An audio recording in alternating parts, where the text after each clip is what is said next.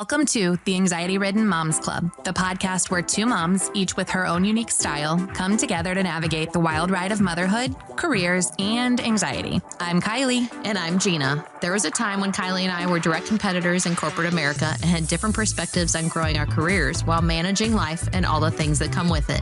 But those differences have only made our friendship and our insights richer. I like to call it trauma bonded, Gina.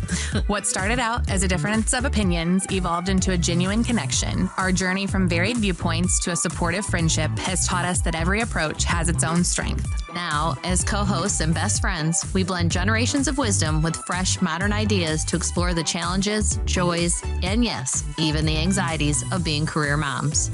So whether you're a seasoned pro or just stepping into the wild world of parenting, a new career, or new relationships, join us as we share stories, offer advice, and sometimes even overthink it all together. Grab your favorite cup of tea or coffee and settle in. Welcome to the Anxiety Ridden Moms Club.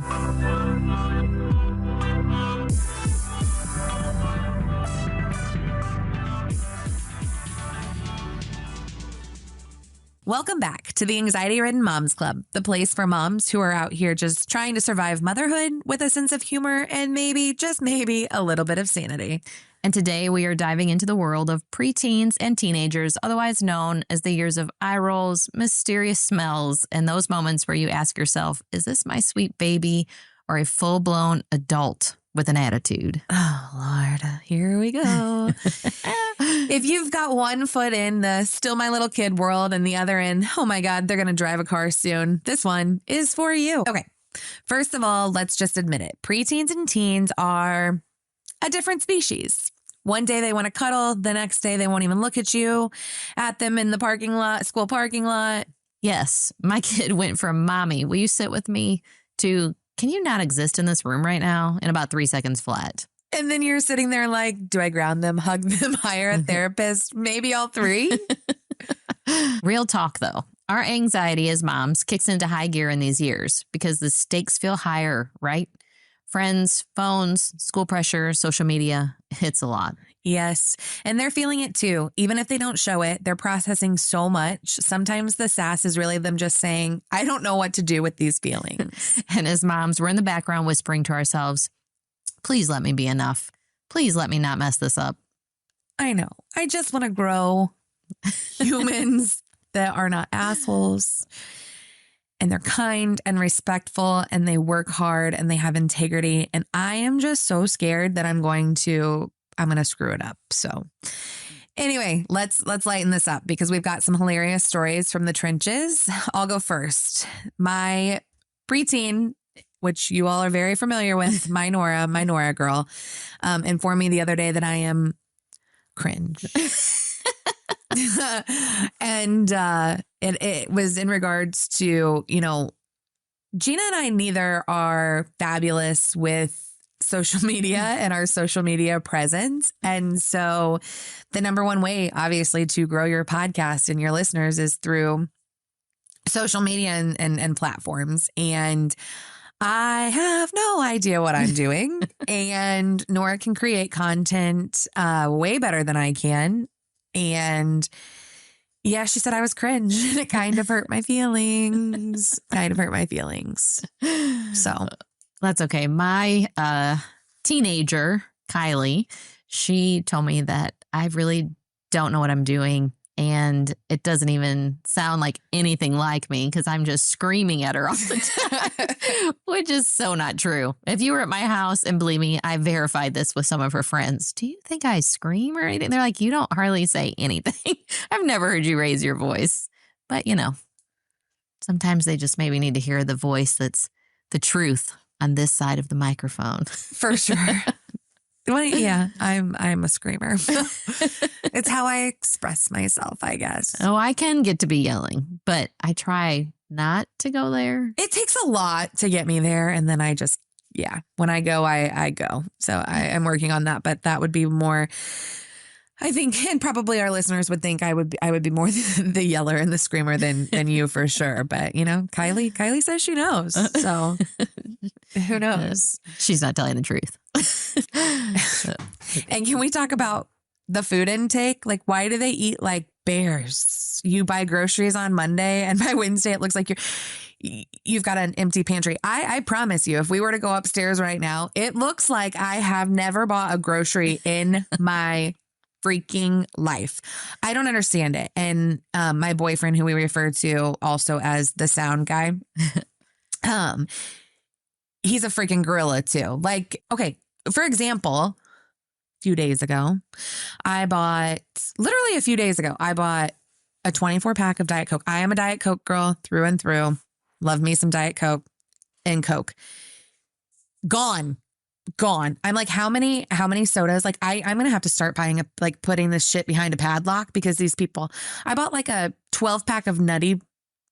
I think those Nutter Butters. The Nutter Butter, but the long ones that like are the wafers covered in chocolate and peanut butter in between. Oh yeah. Not like the Nutty Buddy cookies. Yeah. I think they're like Nutter Butters or something. They're like Nutter that. Butters. But I bought like the big pack at Walmart. Yes. And last night I was like, oh, I really want a Nutter Butter. Not fucking one to be found in this house. I'm like, who ate 12? Wasn't me. I'm like, then who was it? Like, I can't even the amount of food. And you had lots of boys. Oh, yes. Oh, well, so here's the thing. When you have boys, they do eat like it's just going out of style. It's just nonstop food intake, snacks, and they invite their friends. They eat more snacks. We always had to hide food all the time. Legitimately. Like if we knew we wanted something, like if I bought Nutter Butters and I knew that they're going to eat that shit if I bring it in and they even see it, then either I would take a few out if that's all I was going to want, or I would take the whole damn box and put it somewhere else. And my husband used to get mad and tell me, why are you hiding the food? This is our house. We're in charge. We say what's happening. I'm like, yeah, that's not how this works. It just doesn't work that way. I mean, you can't. I mean, I guess you could, padlock your pantry. Maybe there's people out there that do that, but you're not going to typically. So they're going to see stuff that looks good, just like we think. And they just don't understand, especially boys don't understand the respect of, hey, this is the last one. Before I take it, does anybody want it? So my husband always drank Mountain Dew, for instance. Nothing could make him more insane than if you took the last one and didn't at least ask him. He didn't care if you drank all these different ones throughout the time. But once you got to that last can of soda, you probably should say, hey, Dad, do you mind? Is it okay? And he wouldn't be mad. But unfortunately, that's not what was going on in our house. There was always an argument about the soda. Or one of the ones that's our fondest of memories in our house is that he had a bag of chips. And it really was not even like he's a Dorito guy. I don't even know why these chips are so serious, but it was these barbecue Lay's chips. And he could not find them. So he went on this rampage and he was yelling at the kids that, where is my bag of chips? And he was accusing them like you would swear we were in court. And then he'd tell one of them, did you eat the chips? No. Did you eat the chips? No. Did you eat the chips? No. Well, if you're saying that you didn't eat the chips, then you're telling me that he did eat the chips. I mean, it was the most insane conversation.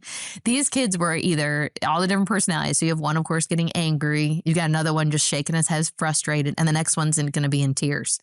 And Austin's just the more sensitive. So he's going to get into tears. And the other two, you got Tommy shaking his head and Dad, like, come on. Like, it's just him. And you have Casey just getting mad. And by the time it was all said and done, and I finally was like, this is enough. Like, it's just a bag of chips. Like, seriously, I will buy you a bag today. He, at the end of the day, found these bags of chips. Where? And he had owed them all an apology. It was just in the pantry somewhere, like shoved towards the back or something. He just didn't really look. But it is serious. And I think, especially husbands, it's no different than raising those teenage boys and they want to eat all of your food and they don't want anything taken from them. It was serious. Hey, I get it. I can relate to that. I have one that can't even bring the packages out of his room after he eats it. I'm like, that ridiculous. Oh, yeah. Well, literally. And don't even get me started on the mystery smells from their bedrooms, especially the boys. I've opened my teen's closet and immediately regretted all my life's choices. And this is so true. Boys are they just smell like feet. I mean, It just smelled. I would say that it smelled. Why does it smell like ass and feet in your room? I know with the way I look at my water bill, you're definitely taking showers and for probably way too long. But you still smell But you still stink. Yeah. This room is nasty. So let's get practical and share some tips and tricks or a few things that have kept us somewhat sane. Okay. Pick your battles. Let the socks with sandals slide. Oh, God, drives me freaking bad shit. I can't stand that either. But save your energy for the big stuff. Don't sweat the small stuff. True. Create open communication. Even if they roll their eyes, keep asking, how are you? What's going on? Is it true what they say that if you get hit in the back of the head when you're rolling your eyes, they'll stay that way? I've tried it on my kids and it didn't work. It didn't work. You know, I am a very good eye roller. And I can't stand eye rolling. Oh, I can roll my eyes. God, I think that's the biggest thing that will get me fired up. Is if somebody rolls their eyes at me, is just, I don't know. That's the ugh. Nora's not that graceful at it. Like she legit, it takes her whole face and it takes intention to like roll her eyes. And she more or less does it kind of like comically, like when I'll say we'll be, you know, bantering back and forth and she'll be like, oh, and roll her eyes. But it takes effort, and which is funny because she doesn't have the eye rolling down, you know, quite yet at 10, but she'll go, trust me, she'll get there. She'll get there for sure. Yeah. Yeah. Well, and luckily my kids aren't so much eye rollers. It's more my husband. He likes to roll them eyes. And I've just always let the kids know, don't roll your eyes at me. Don't. And all the things you can do, don't roll your eyes at me. So open communication though, I feel like all of your children, they do communicate to you. So give us some moms out here with kids a little on the younger side. Like how did you know, we've talked about your house being the house that they want to be at. Mm-hmm. And how do you make that happen? How do you be the house they want to be at? How do you increase the communication to where they're telling you about the fentanyl patches being distributed at school? And I think for me, that's one thing that I do need to keep my outbursts under check.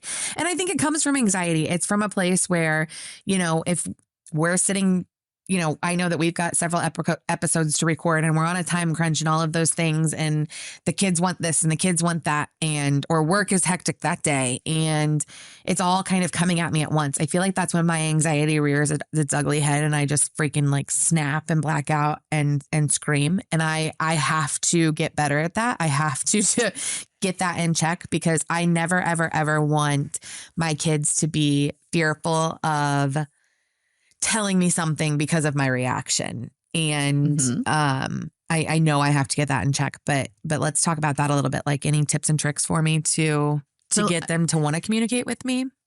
So I would say in my opinion, and I'm not some professional. She's not a licensed therapist, even though we pretend. I think that most parents forget what it was like to be a kid. And so you have some parents who have the theory of, well, I got in all sorts of trouble, so I'm going to beat them to the punch. I'm going to, like, I know what they're up to before they do it. You hear that a lot, you know, where people sit and say, so, you know, I'm stopping my kids from doing. Well, I mean, seriously, sometimes like some of this even stupid stuff we did as kids, it's just being a kid. And I don't see why it's always so serious or so big of a deal. I feel like I try to understand my kids, and I do before even though sometimes, believe me, I look at them and think I don't want them to do anything. I don't want to do anything wrong. I don't want them to, you know, drink in high school. I don't want them to start smoking pot. I don't want them to do all those things. At the same time, though, I had plenty of friends that I grew up with that did all the above, and I was around plenty of different things, and I did my share of what you shouldn't do. So I get it at the same time. So my biggest thing I always ever told my kids was my job as your mom, the biggest number one job I have is just to keep you safe. So if you're talking to me, I at least know I can help you to keep you safe, and I can help you so your decisions don't become astronomical and a big problem. So that would always make it to where I could talk then about the drugs and the scary stories. You know, or you hear even these kids with fentanyl one time and they're gone. Dead. It's just like, it's so serious.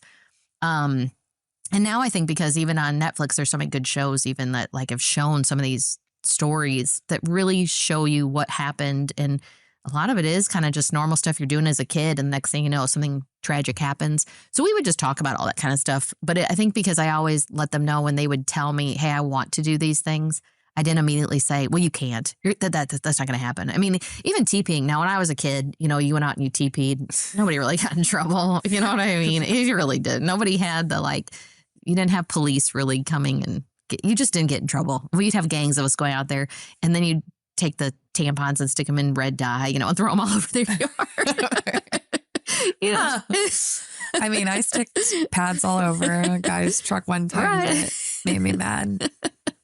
He was pissed too. He was so pissed. But I mean, I think Casey came home one time and he was like, everybody's going to go out and TP. It was kind of that time during your senior year or whatever.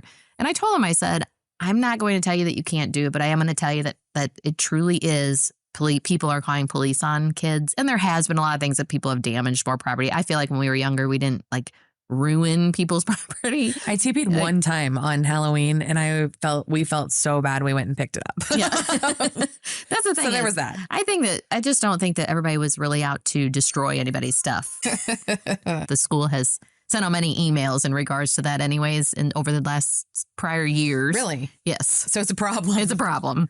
And so I told him, I said, here's the deal. I said, I get it. You want to go TPing and it's not a problem. But you have to remember that police are called now and you will be in trouble. There is no such thing as you can just do whatever you want. And we really weren't supposed to do it either back then. But I mean, seriously, nobody got in trouble. And so it just really was throwing toilet paper all over and making a mess. And it was just we were a pain in the ass. So he's like, okay. And I said, but as long as you just use your head, you will know when you're at a point of this is risky. You know what I mean? Maybe we shouldn't do this.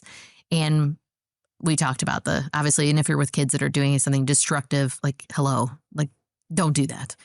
So it literally, he left my house and probably was back in maybe 20 minutes. I'm like, what are you doing back here for? And he goes, yeah, there was a huge group of kids. And he says, and all I thought was they're going to call the police. And he said, so I decided to come back home. Literally probably 20 minutes later, he said, police have been called and they had that big group of kids. So I think that, and my whole thing with this is is the fact that I know probably lots of people would say, well, you should tell your kid he shouldn't TP. We don't like our house being TP'd. Well, I don't like it being TP'd either, but come on, you freaking TP'd or did something when you were a kid and you had a lot of fun doing it and you had a lot of memories doing it. And it is okay, I think, within reason.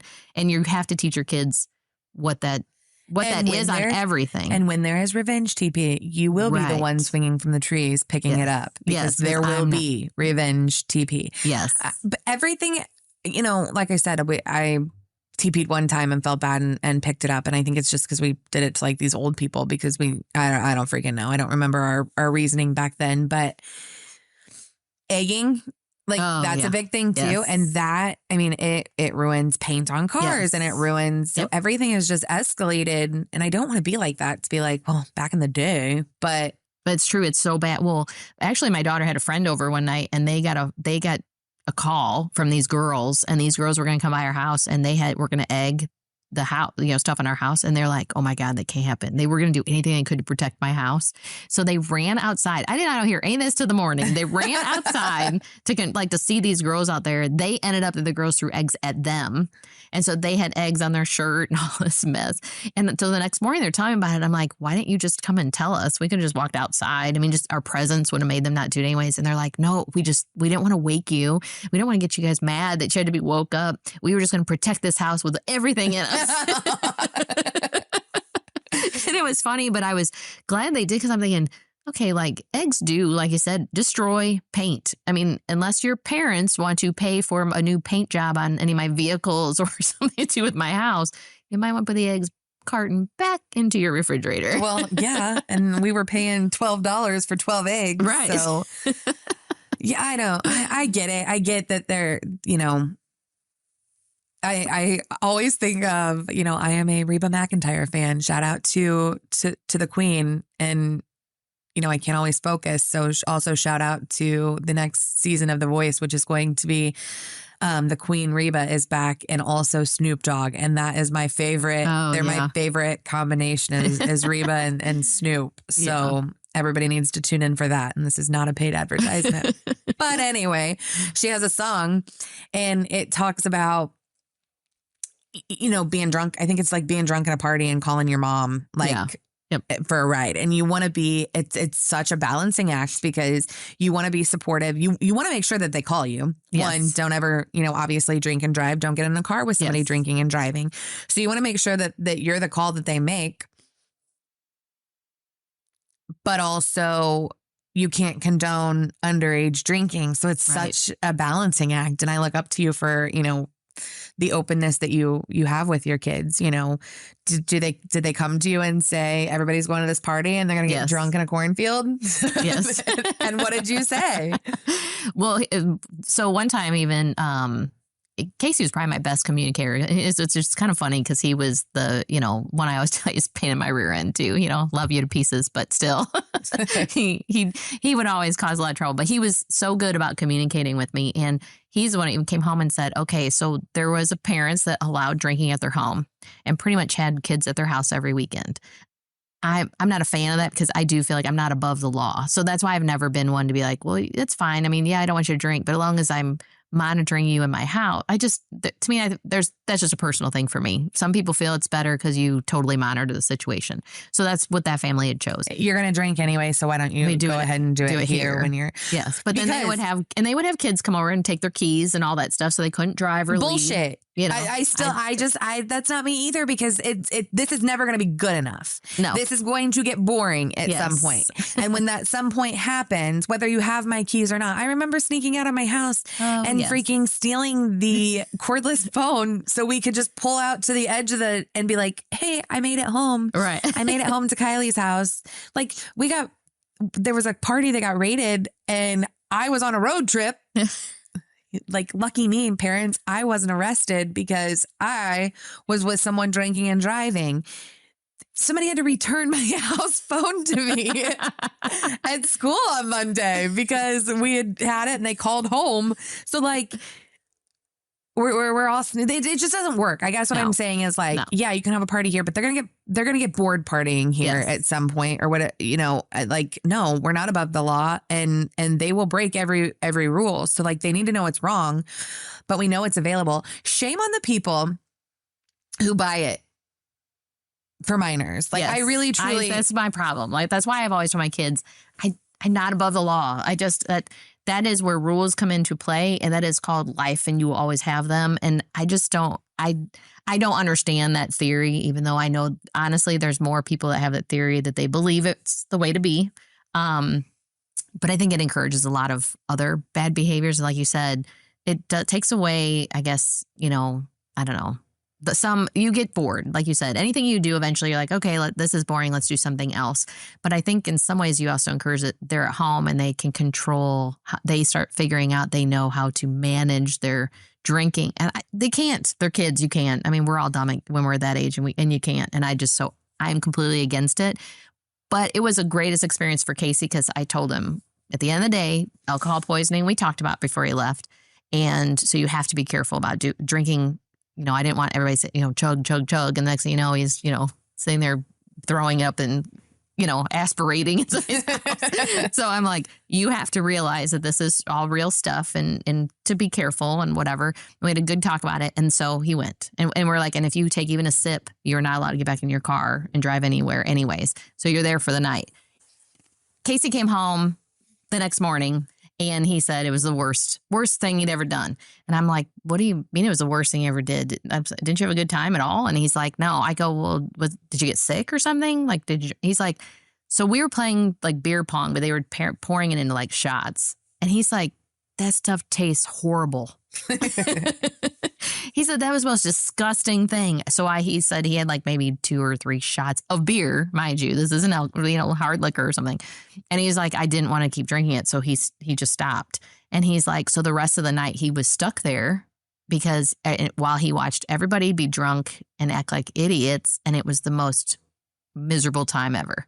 And so he was like, I don't ever want to do that again. Like, that was not fun. So I kind of laughed because then I think it held him off again for a period of time longer before he was interested in like hanging out and drinking with people. And the next party I went to, they did the same thing. They played beer pong, but they did it with like Mountain Dew or something. He said that was the greatest thing he'd ever done. It was the best time of his life. That's funny. I was a hellish teen. And you know, us as Catholic schoolgirls got to stick together. But then when we made it to high school, it was like, whoa, what is this? And I don't know, at some point in my childhood, I had worked at Dairy Queen and someone was hard up for cash. And so I paid her like, I don't know, $40 for a fake ID. Yeah, that came in handy. But then I had people like literally kids younger than me and craziness reaching out to be like, hey, will you buy us booze? Will you buy us booze? And one time I'll never forget, we were in the drive-thru at a liquor store because we have drive-thru liquor stores here. And somebody's like, you don't think they realized that the license plate says whatever? It was like her name, 89, like birth year. Hello. But no, my fake ID worked well, very well. But there was a New Year's Eve that we were all partying and I had bought some of the alcohol, not all of it, but some of it. And the cops got called and everybody scattered and we were behind a car of boys that I had bought some of the alcohol for and they flipped their car. And I did not sleep that night. And I never again did not buy it for anyone other than myself or anyone with me, but never again. I would never, ever, ever. And I was fortunate that they were not hurt.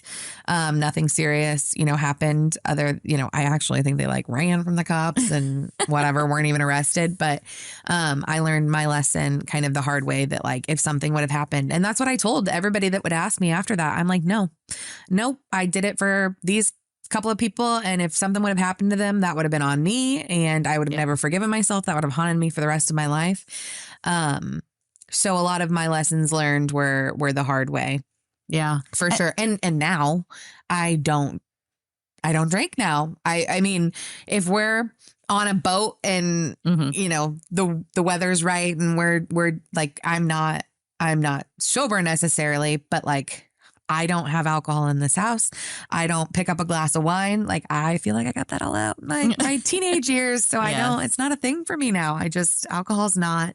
And I've seen alcohol and what it does, and it can destroy lives and families and, marriages. It's not a thing for me, but I am petrified. I'm petrified of the teenage years and, what these kids will get into. And that's the thing is I think it's about keeping your kids connected to you in the fun ways, that they can joke with you, have fun with you, give you a hard time. I mean, my daughter, especially out of all of the kids, gives my husband a very hard time and makes fun of him every day.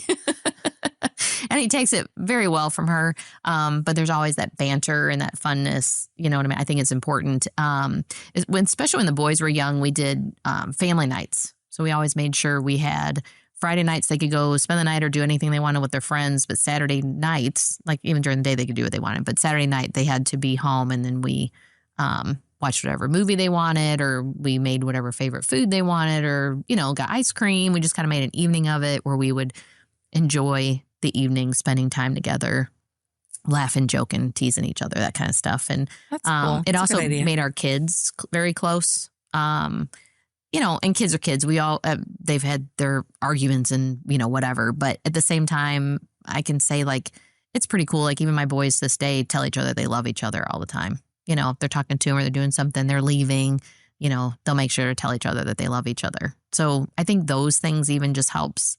You just have that they feel connected and that they feel that they have a sense of like, they don't want to upset their parents or make their parents mad. I think that's a good thing. I think it does somewhat turn down how completely, crazy you get. Like when I was raised, when I was younger, we had always had house parties. And I don't feel like the house parties last very long around here anymore. Like they're busted within, I swear they start and it's over. You know what I mean? Where for us, the cops were real cool. So if they busted it, nobody ever really got in trouble, they would just say, you guys, come on, let's go home. And if they could confiscate your stuff, because, they probably drank it later themselves, then that's what they would do. And we were at this one house party and I was so drunk and they were like woods. Their house is backed up to woods. And so I was like, oh my God, the cops are here. So a bunch of us run outside to the woods.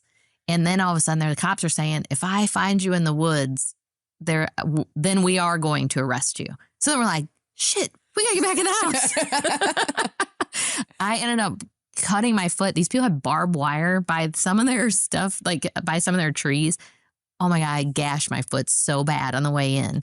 My foot is bleeding all over the place. And I'm like, I don't know what to do. And if they come in here, I don't want to get in trouble. Like, I was a good kid. I did stuff you shouldn't do, but I didn't want to make anybody upset. And so all of a sudden this boy that I don't even know comes up to me and he says, so there's a car outside and they say they're looking for you. I'm like, okay. And he's like, so take my hand and because we have to walk right past the cops. And I'm like, okay. Eyes are glazed over.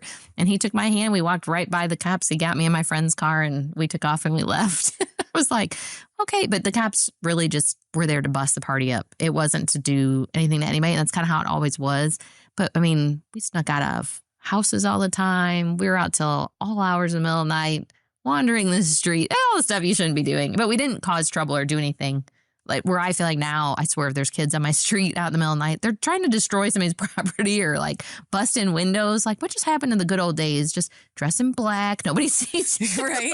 Like just wander around and go see your friends so you guys can sit and talk and, whatever. And then you go back home and sneak in a window. So recently my parents had bought some property. Mm-hmm. We call it the farm.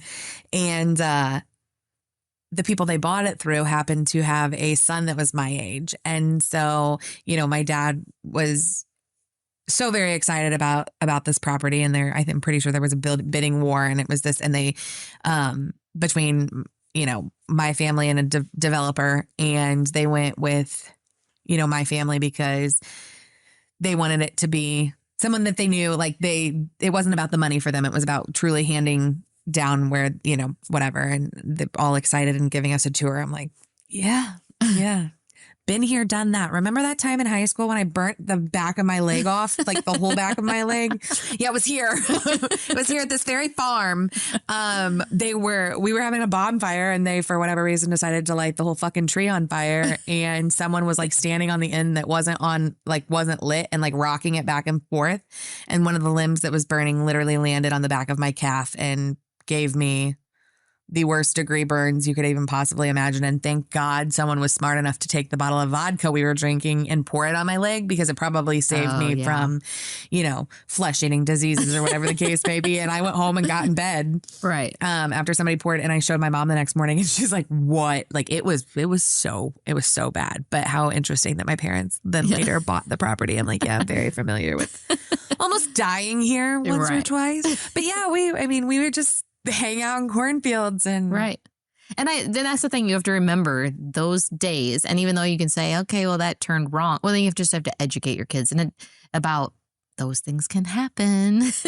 My daughter was like, I want to go to Florida with my friends. And they were just with a group of girls and a couple of the boys and stuff too. But they were all going to go. And I'm like, okay, but I've watched these shows and these kids are like drowning in the ocean because they're not using their any sense about where they're at, or they're going with people that they don't know that they meet there. I'm like, seriously, there's like all these things that are like can go wrong, And so we just talk about it. Because, I think that's the same thing. I mean, if my kids go out in the fields, I just hope they tell me that they're going to those fields so I can at least tell them, okay, well, just so you know, these are the things that can happen to you. For sure. And you need to be aware and you need to make sure you can get a hold of me and I can find you any way I can.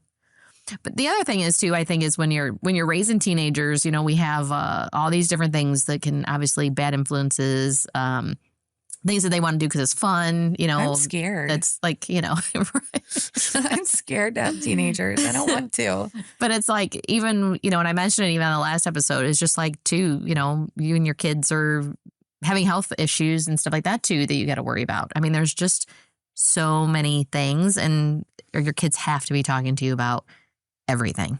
And especially with the fact of what's going on nowadays, I just think that it's much, much more important and more important for them to feel that they can tell you what's going on and you're not going to yell at them. So you cannot just start screaming at your kids. And the answer is no, and you can't do that. Okay, fair. Fair. See, I'm going to be such a better parent because of the anxiety-ridden moms club. Right. Exactly. Okay, so we've talked about it and how I'm gonna calm down. Picking my battles. Yep. Not sweating the small stuff. Open communication. We've spent a lot of time on that, and I think that is That's the main thing. the key. I think it's the key to a lot of this is just so they're not scared to communicate, that they keep communicating, that you're, again, balancing act, because you want to be the one that they communicate with, but you want to be the house that they hang out at, but you also you're not here to be their friend. No. You're here to be their parent. Yes. There's a line that is drawn. Yeah. That's the thing is I watched this TikTok and this lady her son was like playing a video game on his phone. And then he's like tapping her with his hand, like, ha, ha, ha, joking with her, kind of hitting her arm. And she hits him back kind of. And then he hits her a little harder and she hits him a little harder. And then he hits her harder and she's like, looks at him like, I know you just did not do that. And she grabbed a frying pan and starts chasing him out the house. And that to me is reality. That's exactly like the truth of what it should be. Not that you're hitting your kids with frying pans, although I did tell my boys all the time when they were younger, if you will get bigger than me, but I'm not afraid. And so don't ever cross me because you do have to sleep. And I do own a frying pan. There you go. I'd be sleeping with one eye open if you do something really cross to me. And I might heat that pan up before I hit you with it. But I do think that was honestly, it's a perfect relationship that you should have. I just think that kids have to know I am mom at the end of the day.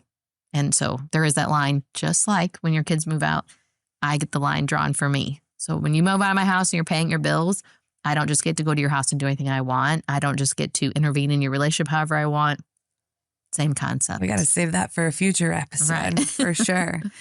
Okay, and then I think the third thing is pretty important too. Find your village. Other moms going through it are a lifeline. You need people you can text at 10 p.m. like, why is my kid crying over a meme? and teach them life skills now. Laundry, cooking, basic money management, because one day they're going to be out the door. I can't even, Yes. But yes, you and I just talked about this offline yesterday, I believe, is laundry, cooking, just teaching them how to be adults. True. Because one day they're out the door and I don't want them Googling how to boil water, right? How to, do laundry, which you can find. We talked about this with AI too, and probably again in future episodes, we can kind of dive into what growing up with all of this AI thinking things for you. But lastly, I think it's important to give yourself grace. None of us have a manual for this. We're all just figuring it out one eye roll at a time. God, don't roll your eyes. Whatever you do, don't roll your eyes. All right. It is your turn. Tell us what you guys love or what's driving you bananas about this preteen stage of life. Message us, comment. We want to hear it. We do. We need some feedback. We want to hear your stories for sure. Definitely. So we're not out here feeling crazy, because it's making us feel kind of alone. I feel like we're the only ones with these stories. So where's yours? I want to hear everybody else's. Exactly. So we're not the ones just being crazy. Right. You guys just get to sit out there and listen to our fucked up lives. No. All right, friends. That's a wrap on today's episode. If you're raising a preteen or a teen, know this. You are not alone. You are not a bad mom, and you're doing better than you think. And if your kid slams their door later, just remember, one day you're going to miss the sound of them being home. You guys, make sure to follow us on Facebook, Instagram, and TikTok at the ARMC, or email us at thearmc2025@gmail.com, and subscribe to the Anxiety Ridden Moms Club wherever you listen to your podcast. Until next time, deep breaths, mama. You got this. If no one's told you lately, let me be the one to say it. You're not failing, you're growing. You're not broken, you're becoming, and you're doing better than you think. Thanks for being here today. If this episode resonated with you, I'd love if you'd subscribe, leave a review, or share it with another mom who might need to hear this. You can also connect with us on Facebook or TikTok at the ARMC. We'd love to hear your story. Until next time, give yourself grace, breathe deep, and remember, peace is possible.